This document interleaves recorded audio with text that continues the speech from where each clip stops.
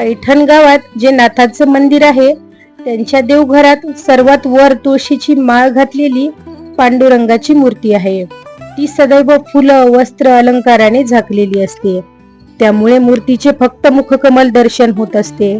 वास्तविक या मूर्तीचे एक वेगळे वैशिष्ट्य आहे. आपण सहसा पांडुरंगाची मूर्ती दोन्ही हात कमरेवर ठेवून उभा असलेला पांडुरंग पाहतो. पण या मूर्तीत पांडुरंगाचा डावा हात कमरेवर आहे तर उजवा हात कमरेच्या खाली आहे. पण समोरच्या बाजूला उघडणारा तळवा किंवा तळहात दिसतो म्हणून त्याला विजयी पांडुरंग असे म्हणतात. हा विजयी पांडुरंग कसा याची एक सुंदर आख्यायिका आहे. हा भगवंत नाथांना प्रासादिक रूपाने मिळालेला आहे. ही मूर्ती 1.5 फूट उंचीची आणि 2.5 किलो वजनाची पंचधातूंपासून बनवलेली मूर्ती आहे. कर्नाटकातील राजा रामदेवराय हा पंढरपूरच्या पांडुरंगाचा उपासक होता. त्यामुळे यानं मंदिर बांधलं आणि सोनारा करवी पंचधातूंची मूर्ती बनवून घेतली आणि त्याची प्राणप्रतिष्ठा करणार तोच पांडुरंग दृष्टांत देऊन त्यांना म्हणाला, माझी ही मूर्ती तू इथे स्थापलीस तर मी इथं राहणार नाही आणि माझ्या इच्छेविरुद्ध तू तसं केलंस तर तुझा निर्वंश होईल. मग राजाने विचारले की या मूर्तीचे काय करू? तेव्हा पांडुरंग म्हणाले की पैठणच्या नाथ महाराजांना नेऊन दे. त्यानंतर राजाने ती मूर्ती वाजत गाजत पैठणला आणली. तेव्हा नाथ महाराज मंदिरात असलेल्या खांबाला टेकून प्रवचन सांगत होते. तो ज्या खांबाला टेकून पुराण सांगायचे त्या खांबाला पुराण खांब असे म्हणतात.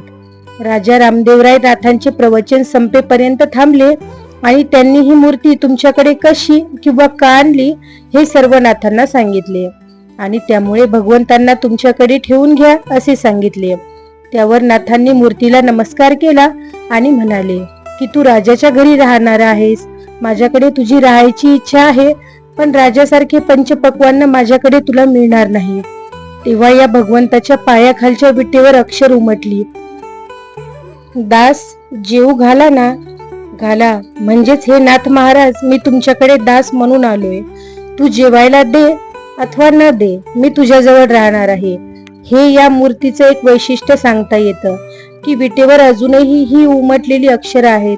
प्रत्यक्ष भगवंत घरी आले म्हणल्यावर पूर्वी पाहुणचार म्हणून कोणी बाहेरून आले की गुळ पाणी दिले जायचे.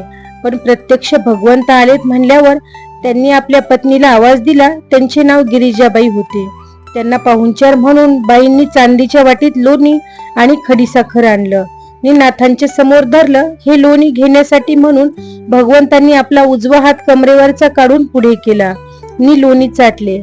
नंतर तो हात लोणचट म्हणजेच थोडा लोणी लागलेला असल्याने परत कमरेवर ठेवताना हात व्यवस्थित कमरेवर ठेवला नाही म्हणून त्या मूर्तीचा हात असा आहे.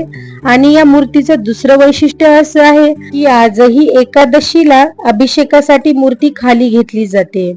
तेव्हा संपूर्ण अभिषेकानंतर मूर्तीला पिठी साखरेनं स्वच्छ पुसलं जातं.